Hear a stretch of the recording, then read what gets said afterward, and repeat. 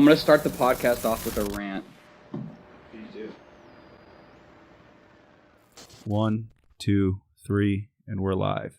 Am I recording right now? You are, sir. I have a rant to go on right now. I want to go on a rant right now. We don't have time for your political agenda Fuck that, here, no. bro. So I have been talking with this girl for 8 fucking years, right? We have had a back and forth, long distance, bullshit fucking nonsense. It sounds like you can't just seal the deal. No. That's what it sounds like to me. The point being, though, is that I swear to God,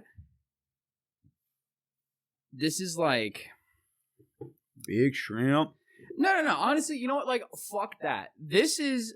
I've put in so much goddamn work on this, and I still put up with her nonsense 24/7. And I'm basically at the point where, like, either this chick is just getting... Like, there's not even going to be, like, a dating period with this chick. It's either going to be, like, pop the motherfucking ring out or, like, cut it. Because, like, it's been 8 years of that goddamn nonsense. Bro, that sounds disgusting. Wait, what? Like, pop the ring out, or like the price is way too high, you need to cut it? Oh like, my what do God. you mean? No. I mean, obviously, I'm kidding about you need to proposing engagement on that bullshit. Like, I'm just saying, like, she's very. So you know what? Fuck it, I'll talk about this because I'm like 6 beers deep at this point. So I'm talk about it this. sounds to me that she's as annoying as you are, which means you're perfect for each other. Yeah, I know. All right, so let me explain to you why I'm like fucking this pissed off about this shit. So like, I didn't know dating advice was going to be a part of this. It's not dating advice. I'm not dating this bitch, but like.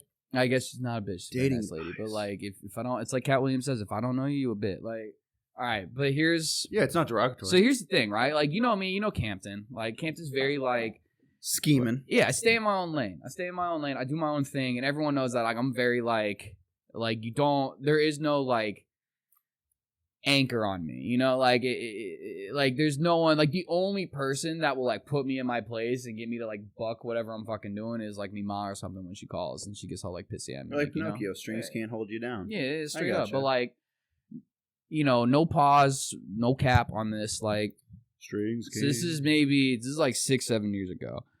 Ain't no strings Set on the me. scene. Let me set the scene. It's 2013. It is the ASU blackout game against Oregon on Thursday night. And I'm sitting there. And so I'm living with my old roommates who we already talked about today. You never really met them. But for all of the guys who kind of rolled with me at my age, like they know the whole squad. It's like Zach, Sean, Travis, Trevor, Christian, stuff like that. Anyway, so we had this group of girls over. Actually, the girl that I'm friends with that I met this other girl through is Josh's like ex girlfriend from back in the day, right? So I'm sitting there doing my thing, and she introduced me to this girl, blah blah blah. Name's Nicole, doing her thing. And we have like this almost like antagonistic relationship at the start, right? Like we're very like I'm like cracking a joke and she'll be like, that's not even that funny. And I'm like, are you kidding me? I'm fucking hilarious. Like, what are you talking about? Right? Like, Listen here. It's like this whole little antagonistic bullshit, right? She's acting up. Yeah. Dude. And so then Bill comes over, right? Bill comes over. And we're drinking till like 1 in the morning, right? ASU lost to Oregon in the blackout game. I think they got blown out by like 35 points. So we were all pretty pissed. And we're drinking and we get this like, it's a great idea. Don't drink and drive, kids. To go to IHOP just south of campus. Yeah, right? yeah. So that's basically a right turn from my house, and you take it all the way up. Take college all the way up, and it's right there. You mean north of campus? No. Is it Denny's? No, it's IHOP. It's IHOP where that hotel is now. I think they tore it down, but where that hotel is on College, they used to have an IHOP. Yeah. You mean on Apache? Yeah, it's College to Apache. Yeah, I know what you're talking about. Yeah. I got you. So yeah, you're right. I went there once. We go there. Right? Let me back up, right? So I'm like, I want to go to IHOP. So it's me, Bill, and then this girl that's been kind of like on my bullshit all day, basically calling me out, right? And I'm like, all right, whatever, like, let's go. And so we go to IHOP, and then Bill has even told me this. It ended up being basically Bill just like sitting there silently eating this meal, and me and this girl having like a 2-hour conversation, just like the whole time, right? I vaguely remember this because I am pissed drunk. But the one thing I do remember, and the one reason I still put up with this bullshit, and I'm even going to say the only reason I'm physically in Arizona is because I found out that this person was going to be in Phoenix on Friday. So I just said, fuck it, and bought a ticket and flew out and lied saying, oh, I was already coming. Like, no, bitch, I just bought the fucking ticket, right? We're driving back. Bill's in the back seat, passed out. It's me and her in the front seat. My hand's on, like, the clutch, right? And I'm like, because like you can throw it into like the Volvo into sport mode, which is like an oxymoron because it's a Volvo station wagon. How the fuck is that a sports mode? But like, anyway, so I have it in sports mode just so I can like get home real quick, right? And I'm just sitting there, and she just puts her hand right on my hand, right? Kind of like don't physical space. Don't touch it. No. Don't touch it. But that was the thing, right? So this girl had been shitting on me like the whole day. We go to IHOP, have this like really pleasant, apparently, I don't recall any of it, 2-hour conversation. But this is the part I do remember because this is the only reason I'm still fucking here and the only reason I'm still like talking to this girl is she put her hand down on my hand, right? Like did the whole like kind of like locks the fingers up on the top part when you're trying to like clutch the shift, right? And I just knew the minute she did that, I was like, fuck. I'm gonna either marry this girl or like she's gonna be the death of me. No, straight up. I knew within probably 6 hours that like either I'm gonna have to take a crack at this and marry this girl, or I'm gonna have like a situation where like it just blows up in my face. That was the rant I wanted to start with. Now that I've had like a few beers, like more than a few. I don't even know how to respond to that. We've been drinking since like what, like 11, right? Like 10 or I mean, I think I cracked the cucumbers out at like 11, right? Yo, don't tell people we're drinking before fucking. We got shit to do. Friday, man. It's fucking vacation. You got no job. Yeah, no. I just wanted to start with that because I'm like texting with them right now because she just landed. Obviously I'm trying to play it cool. It sounds like you might need to. I wouldn't even say lock it down. It just seems like you're gonna end up with her because if she calls you up on your I don't. So here's the thing, right? Like there was like if she calls you out on the stupid shit that you do and is not as scared to be like, yo, shut the fuck up and knock it off. That's kind of like wife material. Well, no, like hear me out, right? Like, so I think so. Here's the deal. So like 3 years ago, if we have this conversation, yeah. Like I was winning. Like I was very like winning. Let me back up. I wasn't winning. So this is when I quit the job at the Hartford up in Phoenix, and I was like, fuck it. I'm gonna try to move to Boston, so I'm gonna go to LA for like 6 months. Right? Spot too. That was. Kids, you were too all aggressive. People who graduate college, you're gonna have a year in your life where you're like, what the fuck am I doing? And you're just basically gonna be jobless, basically homeless, and you're not gonna know what the fuck you're doing. Jeez. Ride that year out. Attack me even further. And no, man, it's not. That's what I'm saying. I got to the position that I'm at today because I had that year to really realize A, what matters, B, what you need to do, and see how much Dietz's fucking couch sucks. Oh, don't even get me fucking started on that couch.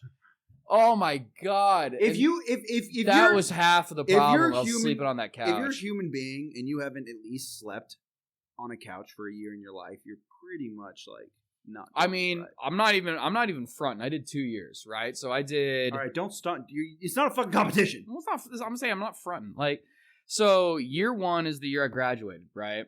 And I ended up sleeping on. I paid Dietz like to basically live at his place, right? It was like $400, $500 a month to live on this little pull-out fucking cot. This is whatever. I was barely there half the time because I was sleeping on Dan, Jake, and Bob's couch in West 6. But then when I went out to LA, I didn't want to stay at my parents' place in Long Beach all the time, right? So I'd alternate between their couch and then Joey and Goldman's couch up in Studio City, right? And so until I got a job, and until we moved into our new place, which we still live at. So that was... That ain't too. Yes, that was April, I want to say 2017. Yeah, April 2017 is when we moved into our new place. So from 2015, graduation. Or no, really moving out of the Plex. So like August 2015 to April 2017, I slept on a couch. It was whatever, right? I mean, I was working for part of it. Like, I was doing my thing. Like, it was fine. It's not too bad. Like, it happens. Like, when you're focused on your own shit.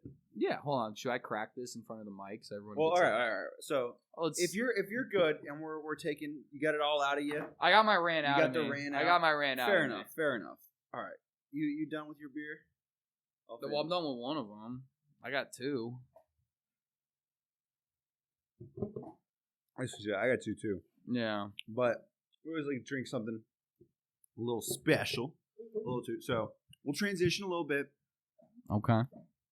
You might be, not the only one, but your generation, your squad, your little group Yeah, of- let's be of hold on. KAs. Let's be real. When we talk about generations, we're talking about 2-3 year chunks. Okay. Yeah. I'm talking about a couple people from your pledge class, maybe a little older, who are kind of the inspiration for this because I'll put it this way. So you and a young man. All right. Well, let's crack these. Shit, I was gonna have. All right, whatever. We'll talk about this crushed cucumber sour. I didn't It's finish good. cracking that, so I think we're good. So Just finish it. It's a Tecate. I literally, let's it's not. fucking- Oh, it is cracked. let's do this Yeah, Tecate. it's definitely cracked. Yeah.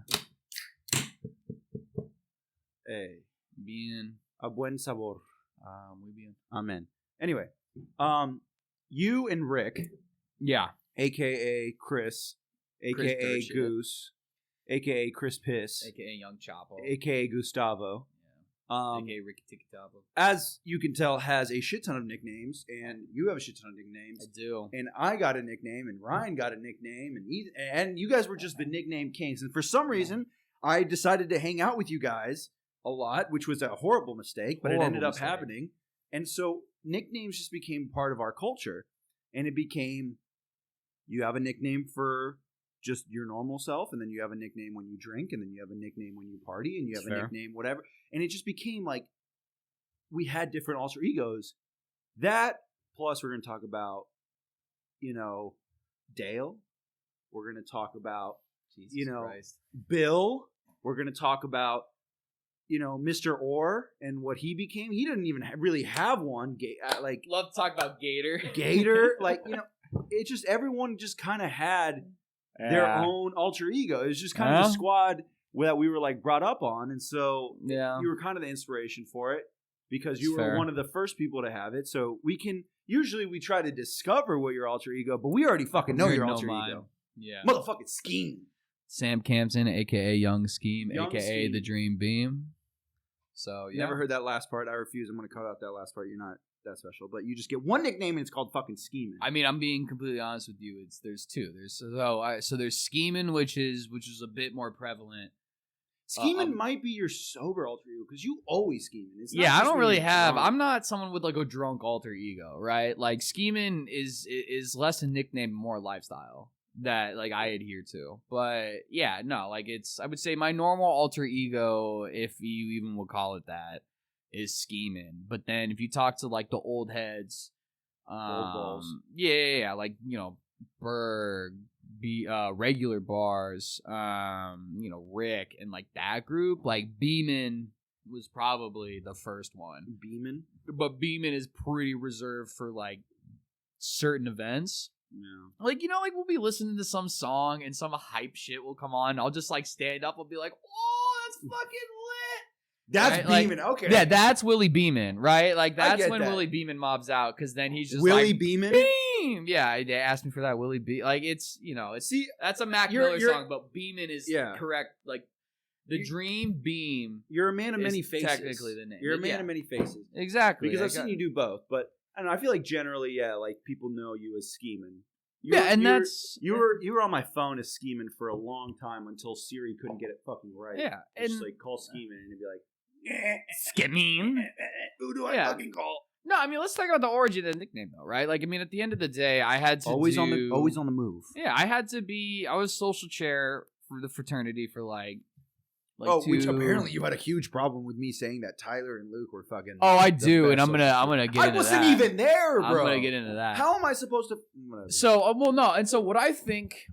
So let me just break it down this way, right? What I don't think people really understand just about the whole history, right? Because there was I remember maybe 3 years ago there was this whole thing where I think it was Bernard drew that fucking graph in the library, and that pissed off so many kids from my era.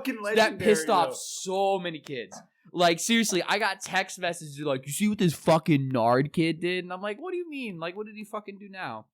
And then someone shot me the screenshot. It was the chronological chart history of KA. First off, I just had him on the show. We didn't even talk about it. First off, if we want to do the KA chart correctly, it's not a consistently inclining graph. It is a horizontal line that has downward and upward cycles. I wish I could find this. At the end of the day, what people don't understand is that fraternities go through life cycles. And to get to the why I'm called scheming, you have to go back to probably my pledge semester. right? So we go through, we do pledging. I'm pledging with like Jack, Sean, or fucking Alex. Those are the only 3 that actually made it through all 4 years. But we're doing this whole pledging, right? And the chapter in and of itself at the time is pretty cracking, right? It's finally coming out of the KA years, and it's like just a bunch of like good guys, like, you know, it's Matt, Joe of Mac, who can actually go fuck himself right now, but that's irrelevant to this podcast. You probably shouldn't be dropping this many names. Yeah, it's, you know, John Spat, fucking, you just cut that whole part out if you really want to. But yeah, it's just a bunch of old heads, right? Like that was the group, right? But then we got reorged just straight up when I got initiated. Chapter or nationals rolled through. Our number 6 at the time got caught basically, for people who don't know, is a treasurer. Got caught like pretty much just like, yeah, scheming just hardcore. Like he wasn't paying dues, like all this bullshit. And as a result, they like kicked like 3/4 of the chapter just dipped or got kicked out, right? So like what people don't understand is I pledged, got initiated, and then rolled into my first active semester with over 75% of the chapter just gone, right?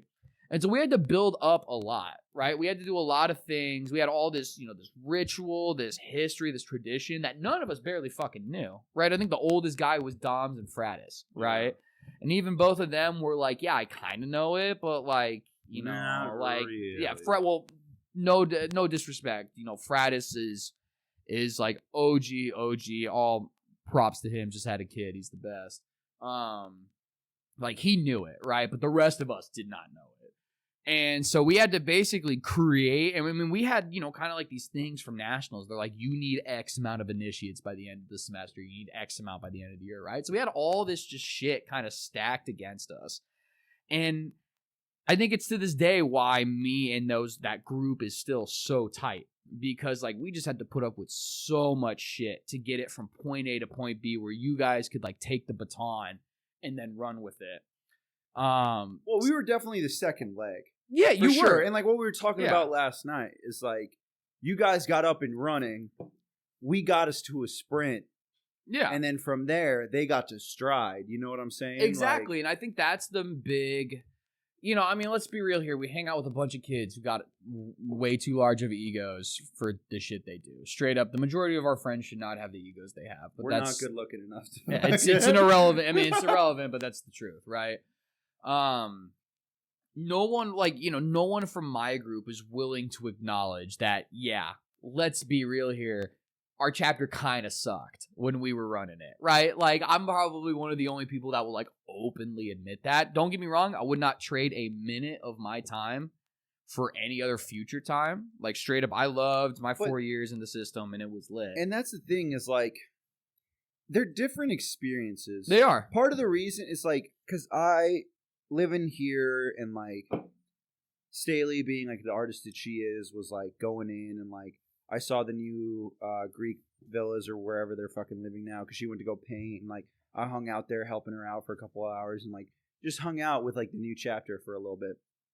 And it's hella different, you know. And it's like, yeah, obviously you grow close to the boys because it's like the boys that you're with. Yeah. But it's like at the same time, it's like the people who rush and the people who get rushed, and the people who join are people with the mentality of what that chapter is doing at the current time. Yeah. And so it's like, yeah, like you guys were guys who like wanted to fucking party, but were also trying to work. I feel like my guys had an expectation of what we wanted, and we were kind of like gypped a little bit. Like a lot of us didn't know what the fuck was going on when we joined, but then we were like, all right, that's cool. Like, let's just fucking do it. And so we had a really strong mentality. We gave you an ecosystem to take it large. Yeah, we got a lot of options. You did. You really did. And so we were able to build off of that. And then, you know, eventually it happens to where it's like, yeah, like, you know, because I'd spent time with another fraternity, and it's like you join. It wasn't joining something; it was creating something. It was, and it was a completely different. It's a completely different mindset, and it's not someone who just goes and wants to be a part of it. It's someone who goes, okay, I'll be a part of it because I want to make a difference and make it my own. And that's what we did. We made it our own. When I hear of shit that like still goes on, I'm just like, I remember where we were, and I remember fucking driving to downtown Phoenix with Deets and getting a 30-pack and sitting down with Aaron and just fucking talking about this shit and deciding, what are we going to do? Wouldn't that be fucking funny if we did this and just laughing our asses off and not really thinking we were going to do it? Doing it ending up super dank, and then it becoming a thing that every single semester happens, and nobody knows where it happened from. And that's what I find most special. Like, the parties are great, getting late, whatever, like the friends, but it's like, number one, the friends are worth it. That's the number one thing. It's true. But then the memories and the like, it's the ability to create something. Because I feel like not a lot of people have the ability to create something socially. You know what I'm saying? It's difficult, especially at Arizona State. It's incredibly difficult. In life. Yeah. Like you're not, okay, like creativity wise, you know, if you're an artist, you make art. If you're an athlete, you can create a dynasty, but it's like, it's just different. Like, to create a social construct is not to create a social atmosphere, like a group think.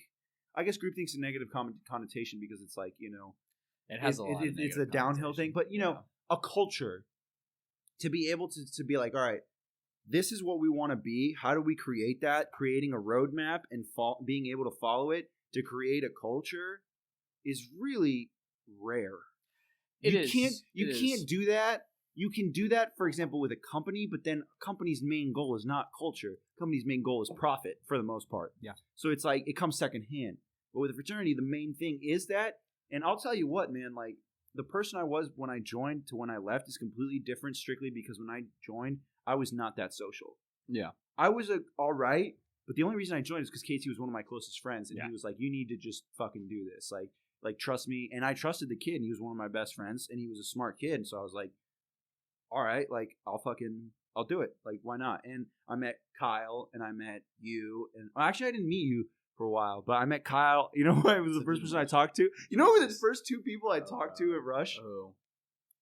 Chandler and Pablo. Jesus Christ. And I was still down. I just want to get on record. Pablo's top 5, one of the funniest people on the planet. No, absolutely. That dude is comedy rolled into one as a fucking Yankees But here's fan. the thing: the God. funniest people in the world sometimes don't always come off funny. Originally. Like they come off as weird, and then they're like, "Holy shit, that person's hilarious." Yeah. You know who's like one of the funniest people I fucking know that I need to get on? Oh. Noah. Oh, dude, Noah's great. I remember he is the pinnacle of dry comedy. Yeah, he is the funniest fucking kid I know. But when you first meet him, you're like, "What the fuck? Like, this kid's an asshole." Yeah, he's got the personality of dried paint or paint drying. Excuse me.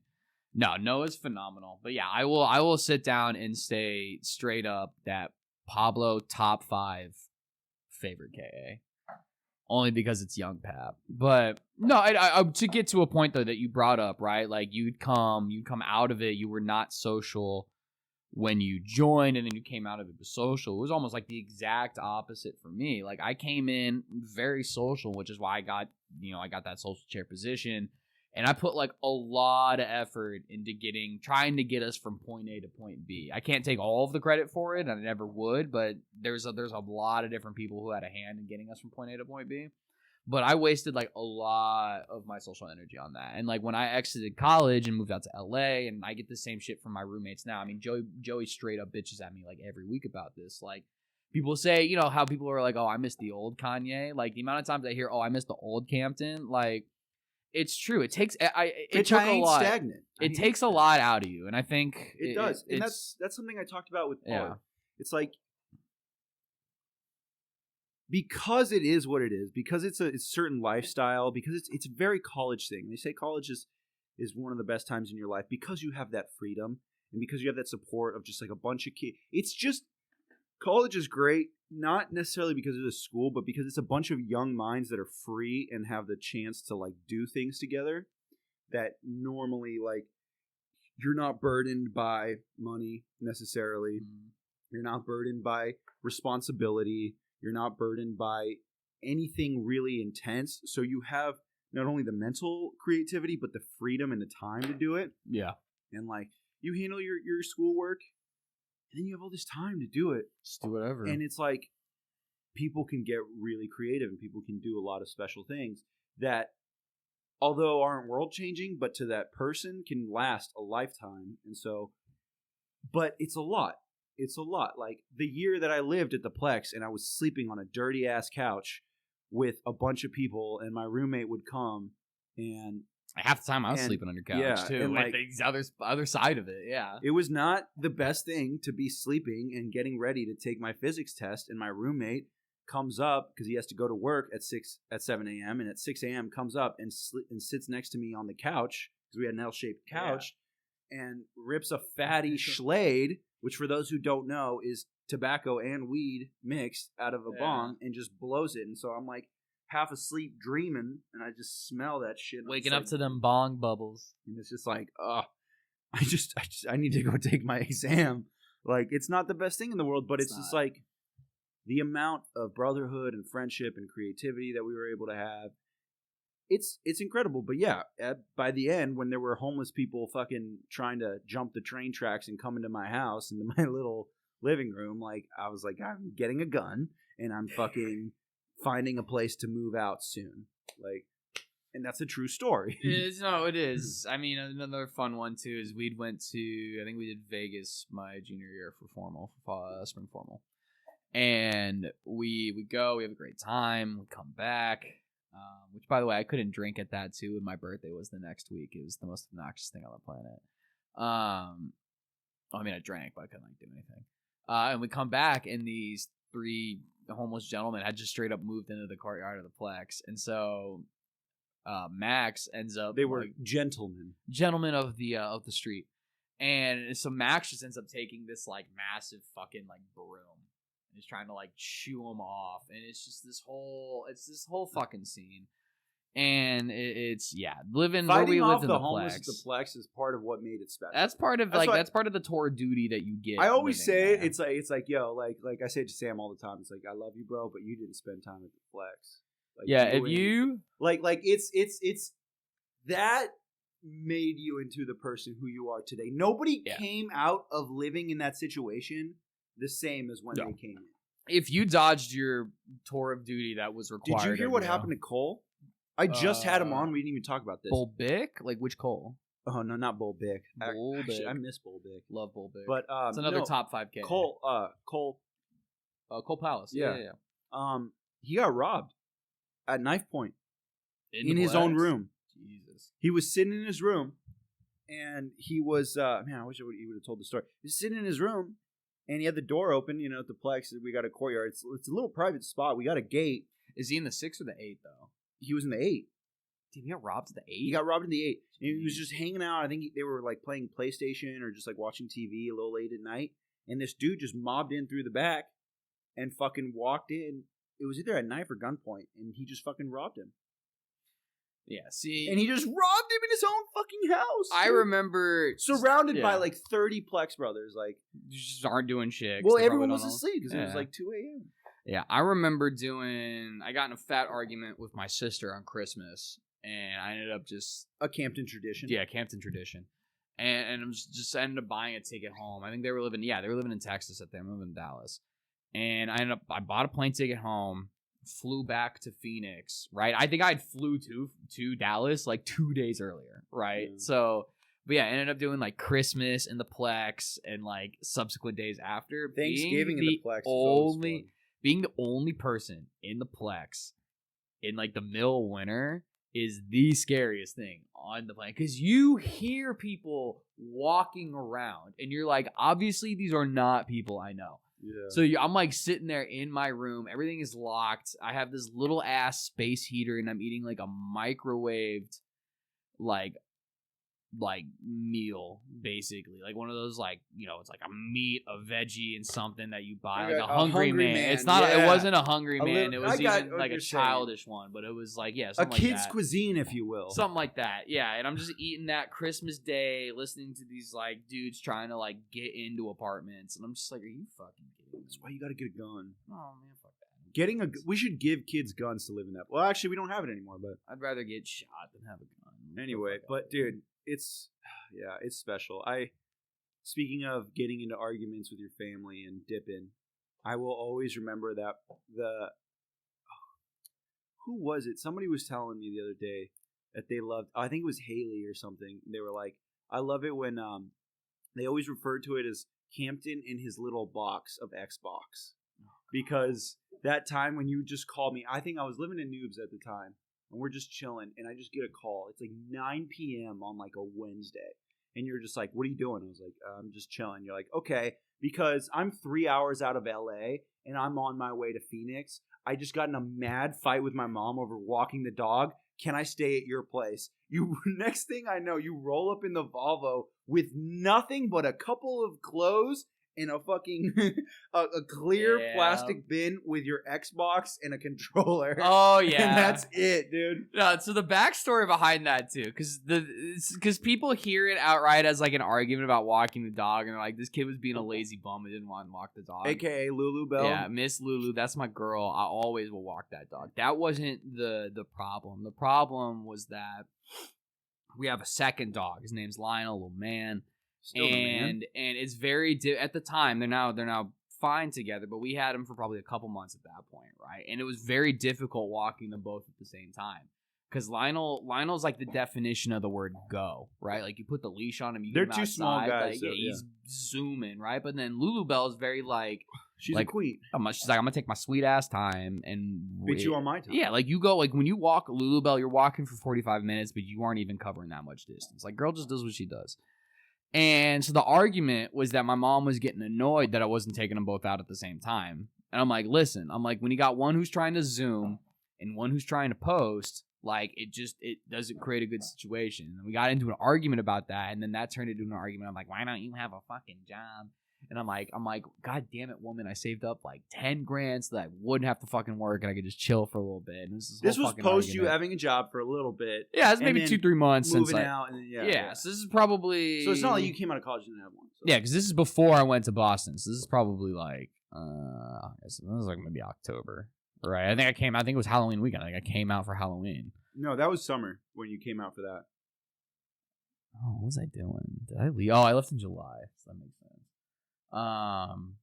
Yeah, no, and to be fair, again, I think part of the whole reason I would do that too is just like, it's like, why, you know how it is. Like, my sister was in med school or going to med school or starting it at least at the time. So my parents are like, the fuck you doing? And I'm sitting there and I'm like, look, y'all just threw me through college. I picked a degree I didn't want to pick because you guys wouldn't let me pick what I wanted. Like, this whole bullshit. I mean, I ended up already having to pay for 3/4 of my college career anyway, so I don't know why I even listened to them. But yeah, I needed time. I needed time to figure it out. I needed time to figure out what the fuck I wanted to do. I mean, the industry I'm in now, while it relates to my degree, it's tech. It's got nothing to do with economics on some level, right? So like I will always look back at those 9 months where I just didn't do, well, not 9 months, like those 7 months where I just didn't do shit as like very integral to get me to where I'm at today. Yeah. And I'm not going to say like I'm perfect today, but like if you had talked to me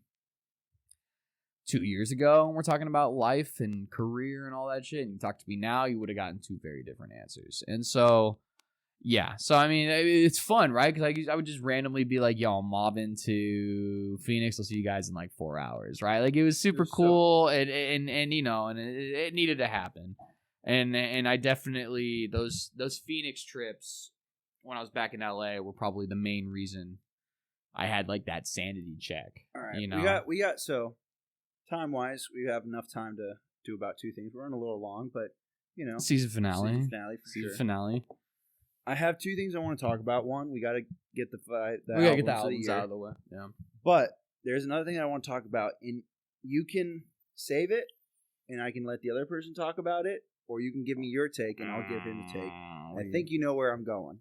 Is it the one you said I wasn't allowed to talk about? And no. What are we talking about? A little doo-doo on the bed there. Oh. A little poo-poo on your sleeping pillow there. Yeah, no, I want to get this. I want to get my side of this out of the way because when he tells it, he makes it seem like I'm an asshole and am a bum, which I'm not. Okay. So wait, let me give you my take real quick. All right, you can do your take. I'll tell you. So between you, hold on. Just the first thing that needs to be said is that I love making bets.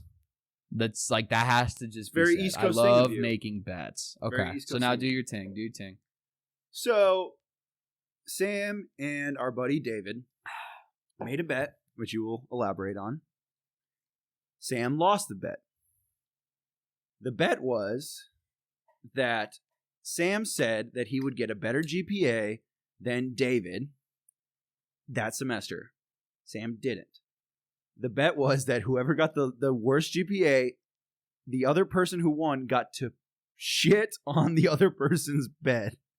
I don't know why you thought that was a good idea. I was really hammered when I made this bet. That was the bet.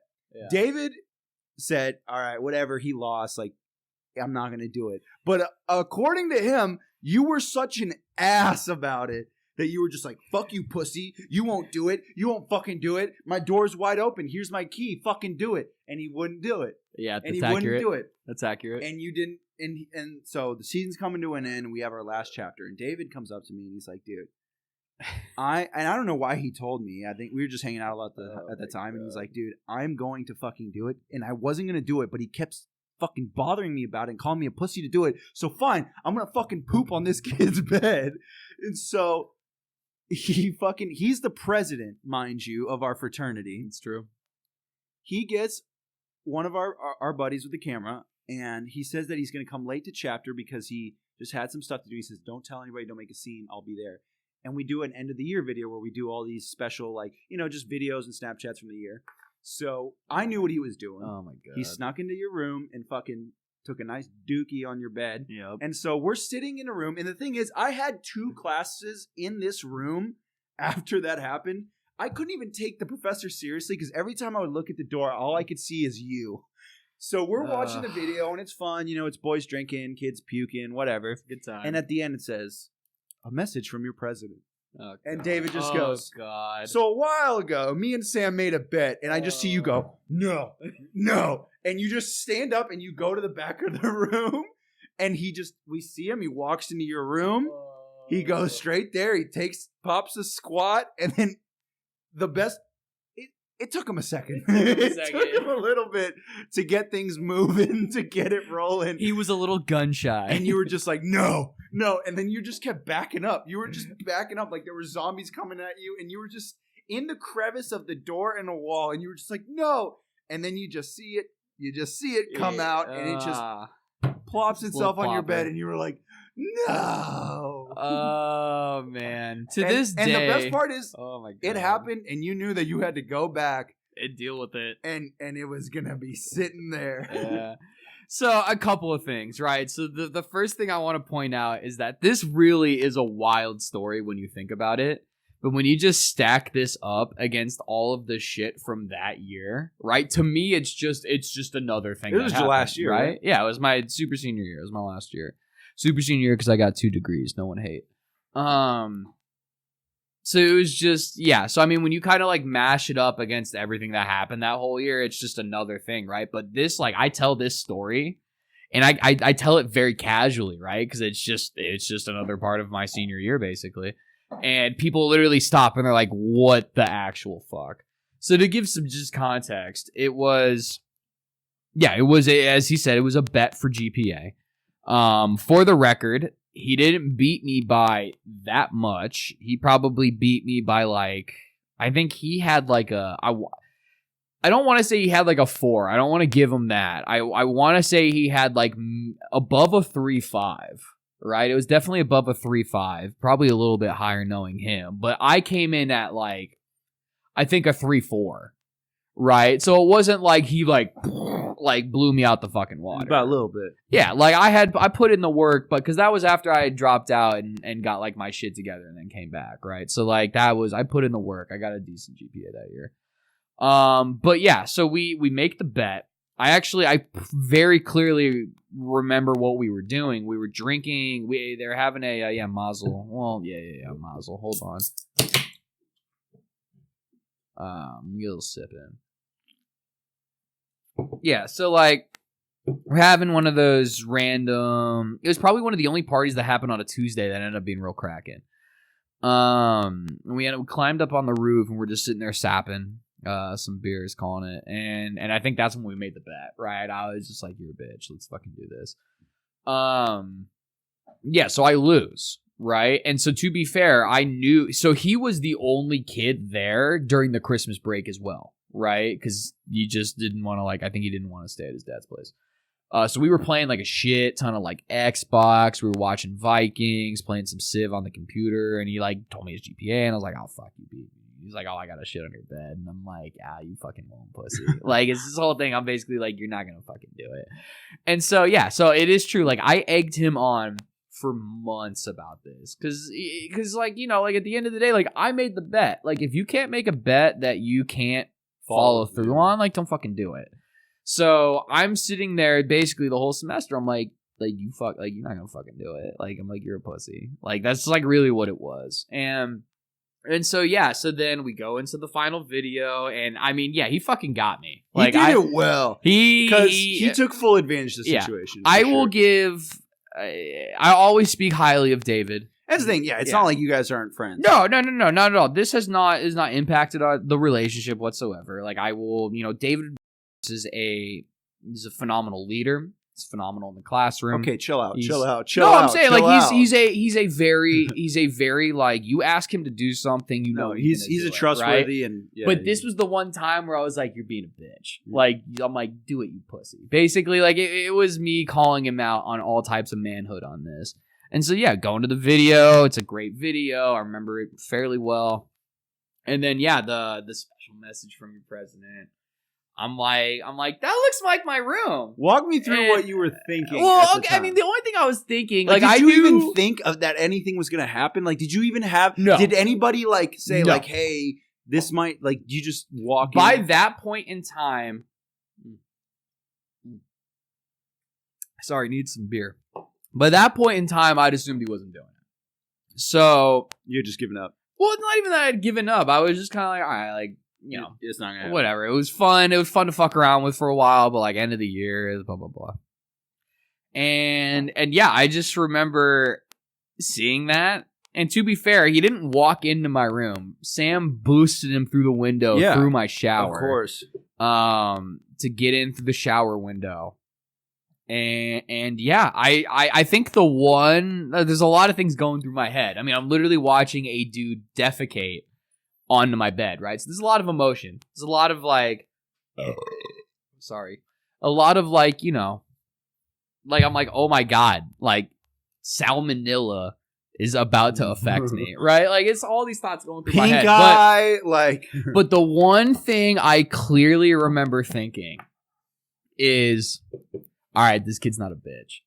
Like that's probably the one thing I remember like very blatantly being, because like in the back of my mind, I was like, yes, like he fucking did it. Like the thing is, it's like he didn't just do it. He got somebody and said, I want like if I'm like, yo, take a shit in front of the entire chapter and record it, I'd be like, that's kind of weird. But he was not. He just fucking said, Sam, I gotta talk to Sam about it too, because he said that sitting there with the camera and just recording someone's shit is the weirdest thing. It's just like, what the fuck? It is such a weird thing when you think about it. But yeah, I mean, I remember clearly at that point in time being like, all right, this kid will like nut up or shut up. Like he knows what he's doing. So, but I mean, there's obviously a lot of emotions going through my head. I was like, oh my god, how the fuck am I gonna get a poop defecated fucking blanket like off my bed, right? And I guess for people listening, like, what the fuck did I do? Chapter ends. We drive home. I obviously walk in to be like, is this real? Right? And so I walk in and obviously there's a fucking turd. It could have been photoshopped. Yeah, there's a turd. Like, this legitimately happened. He legitimately pooped on my bed. When you say it, you're just like, what the fuck? Right? Like, so yeah, I walk in, there's a turd, and I'm like, oh my god. And yeah, I remember I like took because I had like on the fitted sheet and then like the regular ones. That I like fitted. So I took the fitted and like basically made this like little like bag and like tied it at the top and just carried this thing out to the trash can. You should have put it on his doorstep. No, I flipped the mattress. Sorry, I'm not made of money. I wasn't gonna go buy a new twin size anytime soon. I think it was a full, not a twin. Okay, sick. Sick. And yeah, and then I think Rick ended up giving me extra sheets to use. You mean Chris? I mean Gustavo. Yeah, so then I ended up just putting new sheets on the bed, and then I mean to that, and that's really the story. Like the thing you got to understand is that like I made the bet, so I wasn't gonna sit there and be like, oh, I'm gonna go get active revenge on this kid. Like I made a bet, I put my money where my mouth was, and that was the end goal. But yeah, so to this day, this kid can sit there for the rest of his life. He can sit there and look at me and go, yeah, whatever you say, blah, blah, blah, I took a shit on your bed. And like, I'm not going to never give him that. Like, because he did it. And I'm honestly mad proud of him on some level for doing it. Only because, like, that's when I learned that, like, this kid, this kid ain't no bitch. Right. So, I mean, he's a bitch for what he's doing now. Like, out at wherever the fuck he is. Yeah, well. Doing his, like, I'm going to wear a headband. Yeah, David, for the record, I started the fucking headband gang, so fucking salute to God. Salute to God. No, I'm looking at the camera right now, like fucking salute to God and tuck the chain when you talk about the headband. That's all. Right. You need to chill out for a second. All right, let's chill out for a second. Let's talk about this last thing. Let's talk rap. Let's talk about it because we are running. We're almost at 50 minutes, so this is going to be a long ass fucking podcast. It's a long one. Let's try to wrap it up. We won't go too much into it. That's fine. You know, you don't have to give me your full thing into each one. I'll give you a quick little blurb. We'll talk about it. So I'll start off. Like I said earlier, I haven't been listening to too much rap, but we did take a little bit of time. We did hear about it. I'm gonna give you 6 because I don't have enough. So the last 2, this is in no particular order. I just didn't have enough time to really go into them. So. Top 4 right now, no particular order. Ignorance is Bliss by Skepta. I love me some Skepta. He's just, as far as grime music goes, if you can still call it grime, I don't know if he's deviated from it. It's just... I don't know if it's just grime anymore. Yeah, he's just good. He's got his own vibe. He's got his own thing. And I mean, Skepta's just, it's Skepta. People know. Like, it's to be said. Another one that was kind of underrated, and I haven't had enough time to really listen to the lyrics, but I just fucking love his beats. Just the mood and just the lightness of the beats and the classiness and jazziness.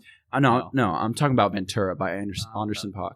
Okay. Incredible. And every time I listen to him, it just, for some reason, and I know it's kind of unfair to him, but he just reminds me of Mac. Because that song they did together was incredible, and like, I can't keep on losing you. And we lost Mac. I can't keep on losing. Incredible. You. And Anderson is just complications. Incredible. Another one we talked about, Crash by Schoolboy. It's been growing on me. I have been waiting for it for such a long time because I loved his last album. And, just from Chopsticks to fucking, two-door coupe, like backing out like Jack in the Box. I'm gonna shoot. Like I love that album. Crash is so good.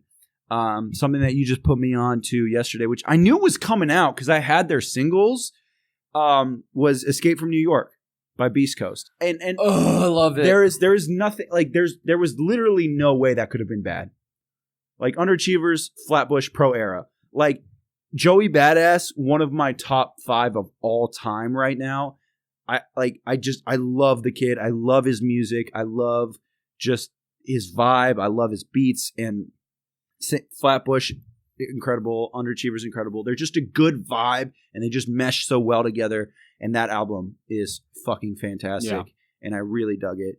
And so now comes the last 2 that I probably could pick one, but I just don't have enough time because they're so recent. Come out the last couple days. Bandanna by Freddie Gibbs, which you just put me on. I'll be completely honest. I heard Freddie Gibbs songs. I know you guys are super into it, but I never really went in onto it. And this is probably the first album that I'm really listening to, and it's really good. When we're talking about tracks, like Palm Olive and Flat Tommy T's kind of crazy, but Crime Pays is obviously fucking incredible. Giannis is good. Giannis, can you? I'll give you an opportunity. Then we got. Hold on, no. I'll give you an opportunity to correct yourself on that. It's not Giannis. Giannis. There you go. Sorry, I'm sorry. I had to for the sake of the. And the people. last one, so tied with that one, and I would pick, but I just don't have enough time to really fucking go into it, and I want to do it right. So I'm going to do a little 5-6 here with Crit. Crit is here with Big Crit. That's a good choice. Crit's he's just been he's been kind of low key, but he's always been like when he does do shit, it's apparent and it's there. Yeah. And he's just good. He's just good. His flow's good. The music's good. He's creative. And I mean, these are all just, they're just fucking dank. No, yeah. Crit will be like his name. He'll be a king remembered in time, which sucks on some level, but like he's going to be one of those artists that like 10, 20 years from now is going to get just like picked out and be like, holy shit, like that guy was, way ahead of his time. All right, so that being said, I got 5, and then I got a couple like honorable mentions, I guess.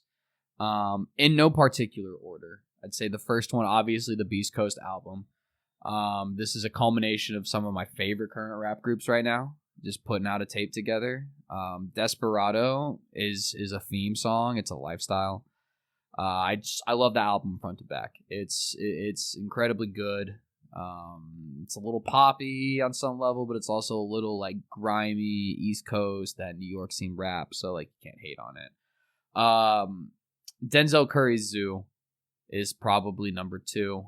Or not number 2. I don't want this to be ordered out, but Denzel Curry's Zoo is another phenomenal one. That's definitely, it might not be labeled as a concept album, but that's definitely like I'm gonna pick a vibe and an aesthetic from Miami of the past couple years and make an album solely based on that. And that to me is phenomenal. Shake 88. I don't know how that's not on the radio yet. That is the best. Like if I was in college, that's probably the only song I'd play on like at a party on a radio or something like that, right? Like that is just such a jam. Ricky's also a jam in there as well. Like both, the album's great, right? Bandanna again would be in that top 5. Bandanna is without a doubt that's going to be looked back on just like Pinata was over the past couple of years, right? I mean, to this day, that's probably the first time I've listened to a rap album with a lot of expectation going into it, and I have not been disappointed in any way on the final product. All right, do you want to take a look just real quick? Make sure you're recording. Sorry, I had a piece of bread. Yeah, I'm still recording. All right. Another phenomenal album, and really, if anyone trusts my rap opinion on any level, which they don't, which is fair, which is really depressing if you don't. 2009. By Wiz Khalifa and Currency. Really? Yeah, and there's one more. I got 2 more albums I want to talk about. But before we do, because I just want to... All right, I might be a little wrong on this, and that's fine. I respect Wiz for what he did. My high school, your early college career was filled with him. It might have been a little bit younger, because I'm pretty sure like OJ came out like even before that. I might have been still in middle Cushion school. OJ was like 08, 09. I might have Black been in and middle Yellow school, was, high school. Yeah, like, Black and Yellow was my freshman year. This is our high school years. And I respect what he did. Your high school years. All right, chill. If you 08, 09, dude. Well, yeah, Cushion OJ was 08, 09. You were but still like, in high school. Think about it. Then he drops all right, his bitch, album. you're not that old. The point is, you're not that old. You're not that special. The point is, I respect what he did. However, I thought he got really bland. And the more I listened to him and the more I went into it, it was just, he just always spoke about the same shit. You had very similar flows. And at a certain time, I get it, you have money. I get it, you like to party. And I get it, you like weed. What else you got? And he had nothing else. So I'm not going to lie to you. For the last 5 years, I've pretty much been staying completely away from Wiz. As a person, I think he's dank. I think he's a really smart guy. I think he's really dope. You know, he went on the Joe Rogan podcast, talked a lot about his weight training and everything. Like, he's a really cool dude.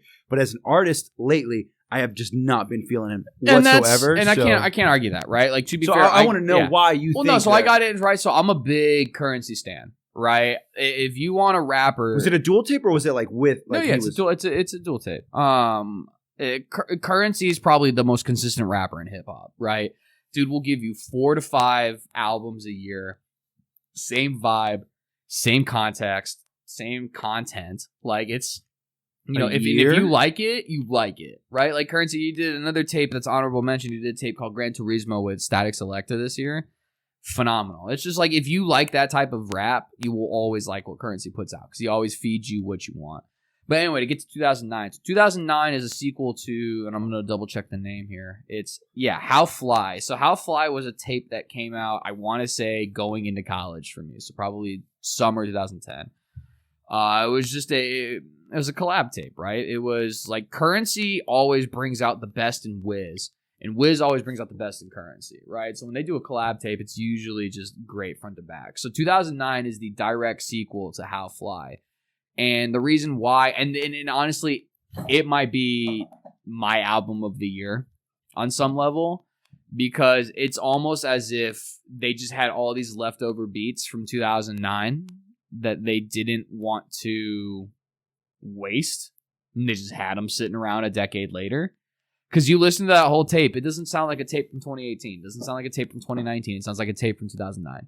Which is kind of what Lil Wayne sounded like. Yeah, and so as just someone a little too late, though. Yeah, and like for me though, as someone who was, that was my music scene when I was finishing high school, going into college. Like it was a great way to bring me back.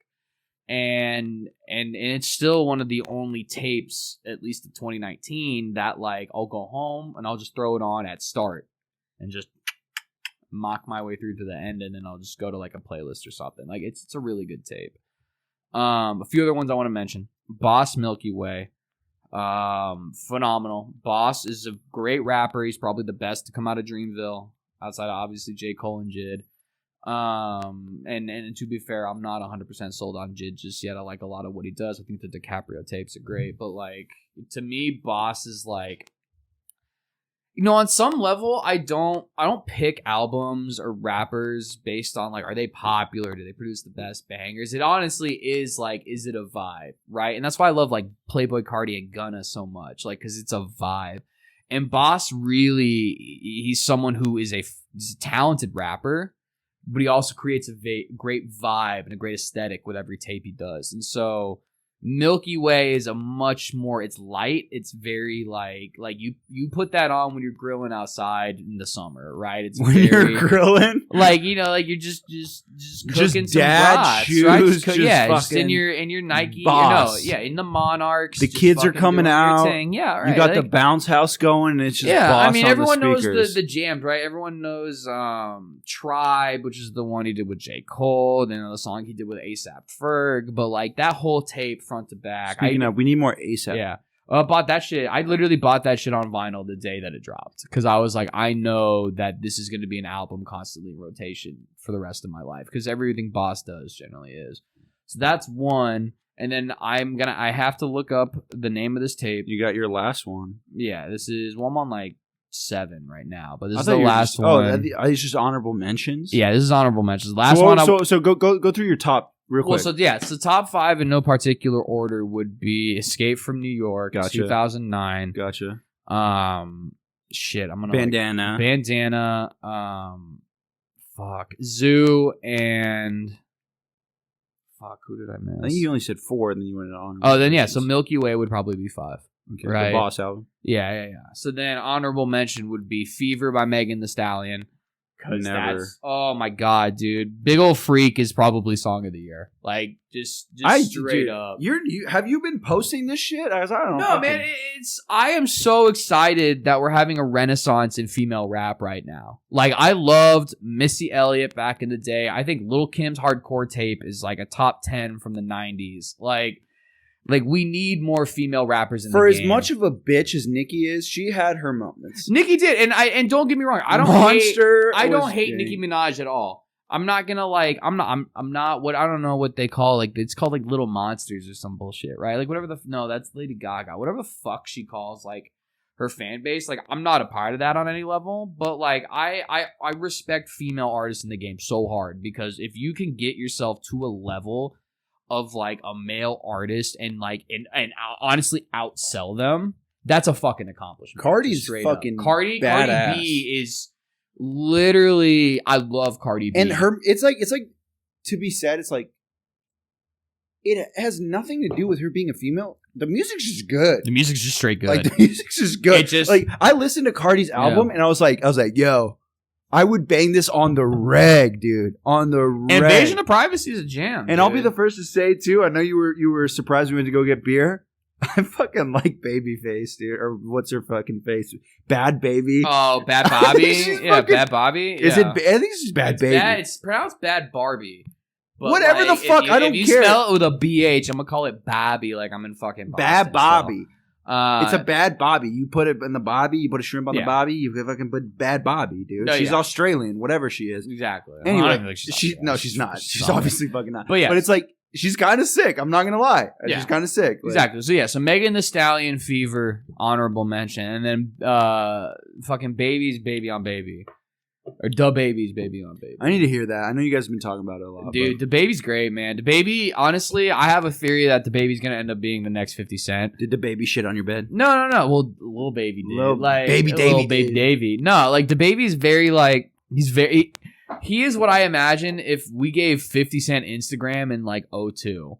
03 because His like grandma yeah. didn't fuck with him Well, and no, make him 'cause take out the people, trash. Yeah, that's what I'm saying. What a lot of people don't realize is that, especially if you weren't living on the East Coast at the time, is that like 50 Cent was doing all the bullshit you'd expect on like World Star and Vine back in like the early 2000s. Like the shit that he pulled and the fact that he's still alive is fucking bonkers. This is the only guy to go talk shit to some of the biggest criminals in New York at the time. And yeah, he got shot 9 times.